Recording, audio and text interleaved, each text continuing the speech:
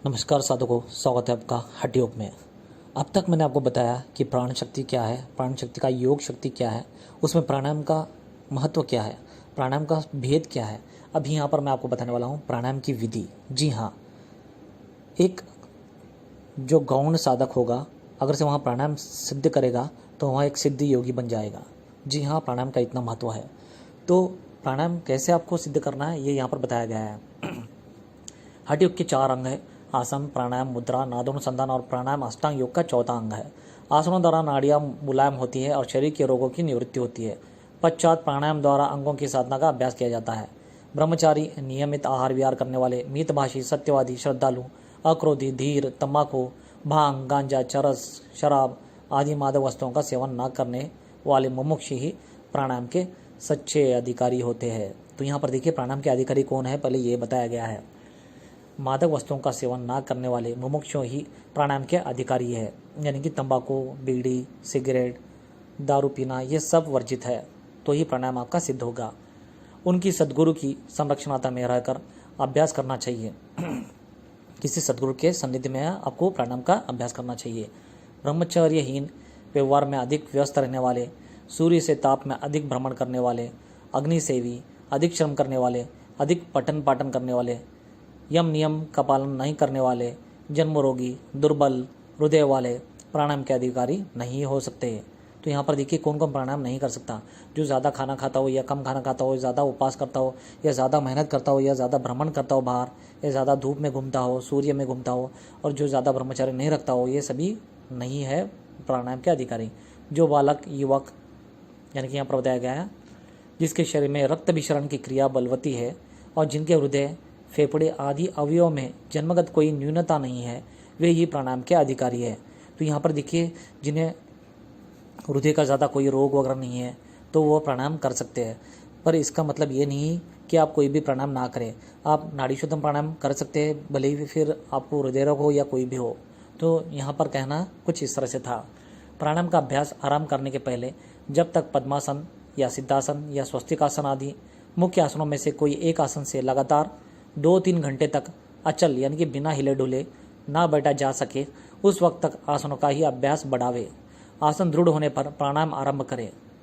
आरंभ करने के लिए बसंत और शरद ऋतु अनुकूल है।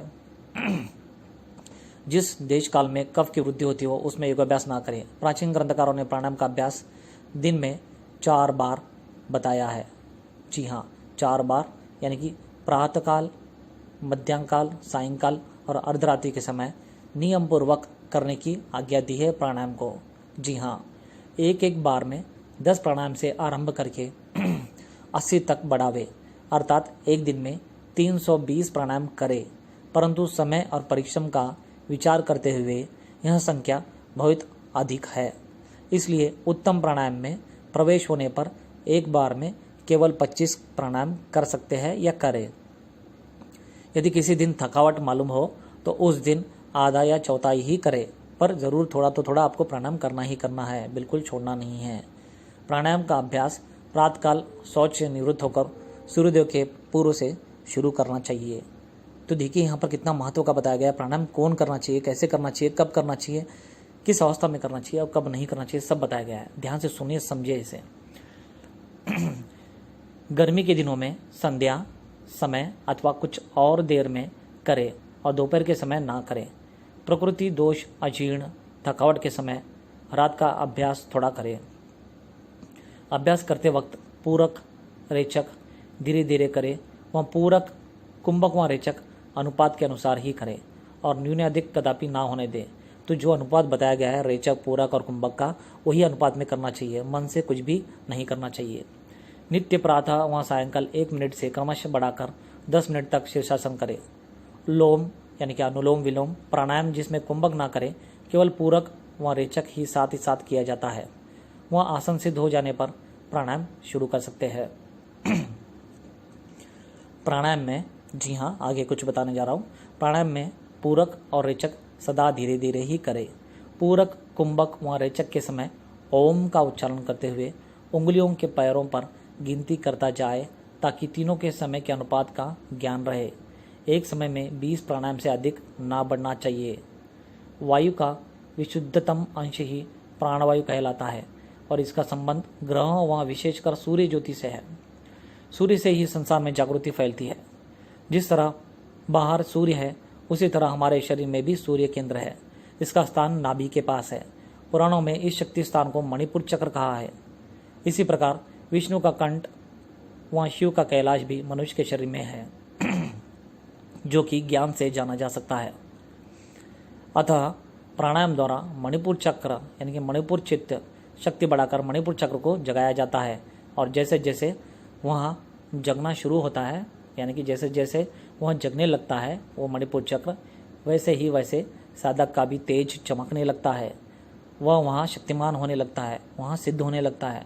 मस्तिष्क ही ज्ञान रज्जु के रूप में मेरुदंड के भीतर नीचे तक समस्त स्नायु तंतुओं के रूप में फैला हुआ है। वायु से 2 अंगुल ऊपर से 4 अंगुल नीचे ज्ञान रज्जु मेरुदंड के बाहर 4 अंगुल विस्तृत कंद के रूप में प्रकट हुई है। इसी कंद से 72,000 नाड़ियों का संबंध है। इन नाड़ियों में मुख्य ईड़ा, पिंगला और सुषुम्ना है। हमारा उद्देश्य प्राणायाम द्वारा केवल उस कंद को पुष्ट करके शरीर को ही पुष्ट करना ना होना चाहिए, बल्कि सभी जितने भी नाड़ियां हैं सभी को पुष्ट और बलिष्ठ और स्वस्थ करना है। इसी का महत्व है प्राणायाम। और यहाँ तक नहीं, और आगे मुक्ति सिद्धि पाना भी प्राणायाम का लक्ष्य होना चाहिए। शरीर तो स्वयं पुष्ट होगा ही होगा, बल्कि हमारा लक्ष्य होना चाहिए ब्रह्मानंद प्राप्ति यानी कि ईश्वर प्राप्ति, वहाँ शिव शक्ति सम्मिलन यानी कि कुंडलिनी शक्ति जागृति करना और स्वात्म को प्राप्त करना और सिद्ध बन जाना। जब हमारे अंतर्मुख शक्ति सिद्ध होगी तब हमारा संबंध सुषुम्ना से होगा, क्योंकि सुषुम्ना नाड़ी कंद से होती हुई मस्तिष्क तक जाती है और जीवात्मा से विशेष संबंध रखती है। अतः इसी सुषुम्ना द्वारा योगी केवल भगवान और प्राणायाम से संचित शक्ति को ठोकर लगाकर कुंडलिनी शक्ति को जगाकर उदर्वगामिनी करने में समर्थ होते हैं और अमृत पद प्राप्त करते हैं। कृष्ण भक्त लोग इस कुल कुंडलिनी रूपी राधिका का कृष्ण ब्रह्म के साथ बंशीवट के निकट मस्तिष्क के पास रास विलास देखते हैं और आधुनिक संत सूरती शब्द कहकर गदगद होते हैं। यही जीव शिव हो जाता है। सब ग्रंथियां खुल जाती है। कुंडलिनी के जागरण पर शरीर में एक प्रकार का कंप पैदा होता है और उससे ओम की ध्वनि स्वयं निकलने लगती है तथा अनेक प्रकार के स्वर निकलने लगते हैं। यहाँ ओंकार जगदम्बा का उद्गार है और काम, क्रोध, लोभ, मोह का नाश ही शुभ, शुंभ, निशुंभ, चंड व मुंड का नाश है। तो देखिए प्राणायाम का कितना यहाँ पर बताया गया है महत्व और स्थान, और प्राणायाम करने की विधि भी यहाँ पर बताई गई है। तो इस तरह से आप प्राणायाम करें तो आपको जल्दी से जल्द प्राणायाम सिद्ध होगा और आप उच्च योगी के सिद्ध साधक बन जाओगे सहजता से, सिर्फ प्राणायाम को सिद्ध करके। तो प्राणायाम कैसे करें, प्राणायाम के पहले क्या करना चाहिए, प्राणायाम कब करना चाहिए, कब नहीं करना चाहिए, कैसे करना चाहिए, क्यों करना चाहिए, कितना करना चाहिए, सब यहाँ पर इस वीडियो में मैंने आपको विस्तार से बताया है। आपको इसमें कुछ भी संशय हो तो निसंशय होकर मुझे कमेंट्स में पूछे, आपको तुरंत रिप्लाई मिल जाएगा। अगर से वीडियो पसंद आए तो लाइक करें, शेयर करें, सब्सक्राइब करें। धन्यवाद।